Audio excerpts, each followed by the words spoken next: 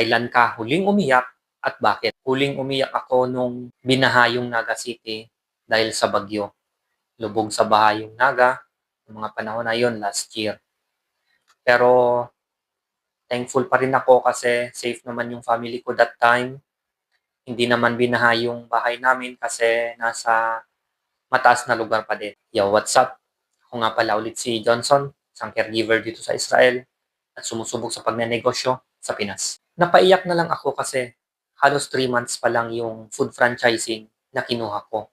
Tapos, ganun pa yung nangyari. Hindi ko naman masisisi ang ibang tao kasi natural disaster yon. Wala akong magagawa, kundi tanggapin na lang kung ano yung nangyari. Ipinahinga ko na lang yung aking pag-iisip, imbis na magmukmok at ma-depress dahil sa unang negosyo yon sa pamilya, dahil ako lang naman yung naglakas ng loob para sumubok sa pagnenegosyo. Ganito kataas yung baha sa Naga last year.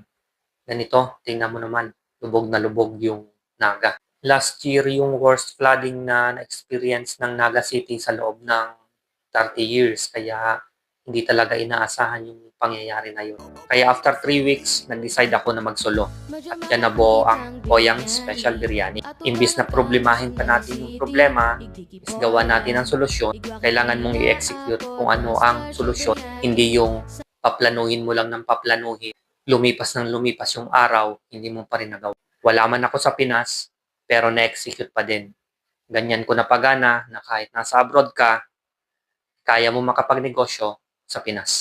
Kaya mong paganahin yung negosyo na gusto mong gawin. Kaya kung natikman mo na yung biryani ni Poyang, comment ka naman sa baba kung nasiyahan ka. Ikaw kabayan, kailan ka huling umiyak at bakit? Tara, kwentuhan tayo. Comment mo sa baba. O siya nga pala, maraming salamat. Basta Bicolano, Oragon.